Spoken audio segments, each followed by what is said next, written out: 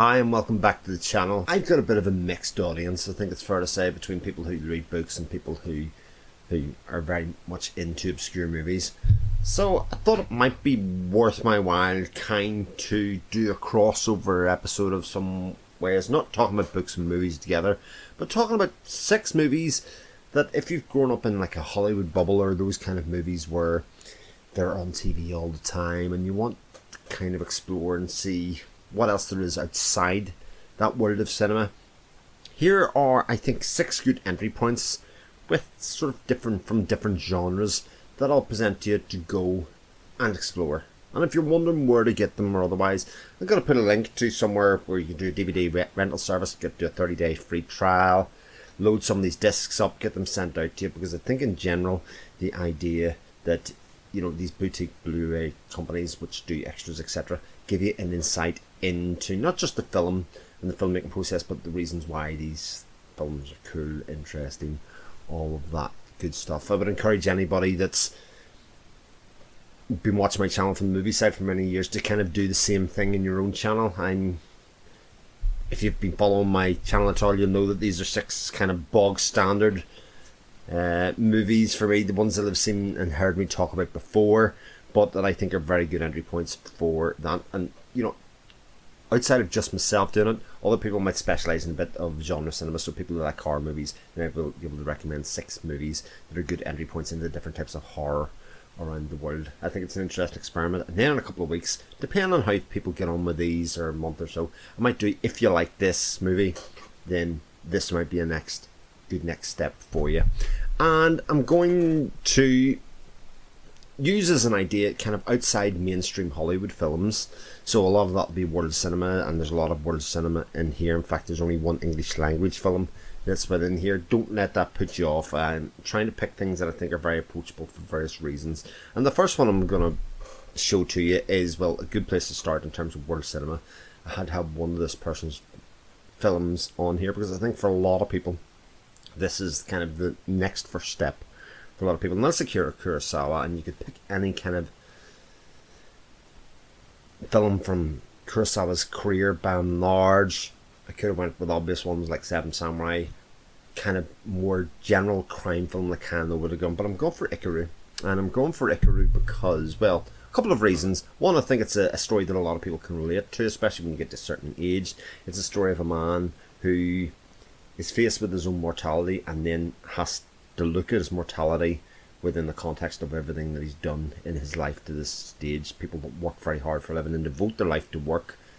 When your time is coming up, you realise, was that time well spent? And actually, if it was or wasn't, how would you do things differently? It is thoughtful. It is very memorable in terms of some of the ways that it portrays not just him as a person, but the world and his relationship with the world around him and what he's seen beforehand and what he sees afterwards. This has been remade, I think, with Bill Nye recently in Living, but always good, if you've seen that, to watch where it came from originally. I think there's a poignancy and a beauty in the storytelling in this that is very hard to escape or very hard not to be impacted by. And even though it's a film from 1960 or 1952, sorry, you can see it holds such relevance going forward. Next one up couldn't be any more of a left turn from that. Again, this is a very easy recommend, and the story goes for this when the story was getting sold, or this film was getting sold at film festivals, that a lot of people that went to watch this watched the first 20 minutes of it and left the viewing experience, so that when it came to buying the rights to this film, the company that ended up releasing it, Third Window Films, were one of the few people left in the building, and without doubt the first 20 minutes seemed like the cheapest, nastiest, kind of inconsequential film you've ever seen, but after that it explodes into just pure joy. One Cut of the Dead is a comic horror movie.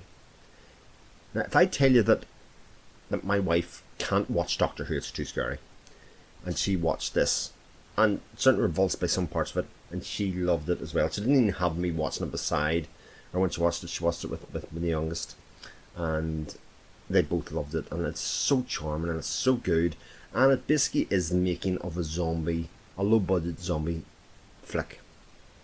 If I tell you any more than that, I'll only be starting to chew away at some of the things that make this so wonderful. This is funny, it's touching, it's inventive. In fact, if it has one thing that makes it takes above all else, it's the fact that it's such an inventive film. And if you like this film, there are plenty more where that came from to recommend, but a great place to start. I can't recommend One Cut of the Dead highly enough. Next up, we're going to go for a horror film. Again, one that I think is, a lot of people talk about J-horror, like Korean horror, etc. as a place to go, and there are plenty of great examples in there. A lot of them tend to be a bit gory and a bit too much. You can even go for the comic stuff like Train to Busan, which a lot of people have seen. But I'm going to go for another Kurosawa, which is Kiyoshi Kurosawa. I'm going to go for Kyurei. And Kyurei is something that I think a lot of people will find easier to gravitate towards. It's the idea that you have a detective here, that is trying to solve murders that seem to be linked to the kind of supernatural in some ways, but are they supernatural, are they not? And exploring the idea of when you're trying to get in the mind of a serial killer or somebody that's a repeat killer, how that starts to affect your own psyche, should I say. And this film goes some great and weird places, while it's, obviously not in English, well subtitled. Amazing central performance, and a film that is lauded by somebody even like Bong Joon-ho, who says this is incredibly influential. If you like horror films and you want to see something psychological horror, a bit trippy, a bit weird, then Kyurei is one for you.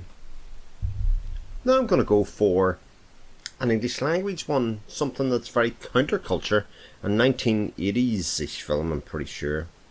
It definitely has that vibe to it. 1970 something it is actually. It is Over the Edge, and this is very much in that kind of counterculture, young kids of that late 70s, early 80s, that spawned eventually movies like Lost Boys, Warriors, that kind of thing. And this one is something that I think is a lot more underseen. It tells the story of a group of kids that are trying to find somewhere, a place and a life and existence for themselves in a town in America, in the middle of nowhere America, so to speak. And I think it's a great movie, and I think it's very poignant in kind of the things that it says about how you control young people, especially when you put it in the context of when it was made. But also it has some recognisable faces that you'll know. Now, a lot of these kids that were cast in this were kind of nobodies, but it does have Matt Dillon in a very early role, and I think sometimes that kind of star power is something that people can gravitate onto and say, God, I know him. Him being the central character, he's very, very good in this film, and I think Over the Edge is a terrific watch. For anybody that likes a good thriller, likes a good murder mystery, likes anything like that, like Hitchcock, for instance, go back in time and I like a bit of Hitchcock, then Henri Georges Clouzot is a good place to start. And Le Diabolique, there's numerous releases of Le Diabolique. This is the Arrow Academy one. There's one in Criterion, etc. It tells the story of a woman, a man, another woman. Deaths happen, investigations happen. Who did it? How was it done? Does it subvert your expectations? It is a very twisty, turny, and ultimately very rewarding and enjoyable watch of a film that's very much falls into that thriller murder mystery type, all the while seeing a bit of France as the location for doing it, rather than kind of like San Francisco or something that has been like Hitchcock films, getting a different location for it. And again, a very good insight into kind of the breadth of world cinema that you could expect to delve into after something like this. And last but not least, well, there was only one place to finish here, and that is with one of the most unique films that you'll ever see, one that I think you couldn't help but enjoy. This is Tomorrow I'll Wake Up and Scald Myself with Tea. I mean, it's a weird and wonderful title of a film that tells you nothing about what the film's about, other than to say it's a sort of comedic Eastern European film that from the very first moment I just fell in love with. It is very broadly the story of a dystopian future, maybe not even that dystopian to be honest, but a future where you can travel back in time. Like for instance, going to the museum, rather than going to the museum and seeing artifacts, you will travel back in time in like a time bubble to travel back and experience those events for real. So with that as the premise, there is a group within the world that are determined to go back and deliver a nuclear bomb to Hitler to help him win the war. Should they succeed? Obviously probably not, but that's where the comedy comes from. And even from the title sequence of it from the start, you will find it has a lack of reverence for anything to do with history. It has a playfulness that I think a lot of people will revel in, and one that I think a lot of people will get an awful lot out of. I'd be surprised, this and One Cut of the Dead being the two comedic kind of films that you have within this, I'd be surprised if people didn't get some joy out of both of them. And that's my first 6 films to introduce to you, to kind of say, I think you might like these. So, let me know if you do get to watch any of these, whether you think, if you've seen them before, whether you think they're good picks for people. And I encourage you to other people to make more suggestions in the comments, or even better, to make your own video response to something like this. 6 films for people looking to broaden their cinematic and film watching horizons. If you've made it this far, thank you very much for watching. I'll put a link to all my watch list videos, which is similarly, 5 recommendations on a monthly basis for you to watch 5 interesting movies that I've seen this week. I'll catch you on the channel. Take care. All the best.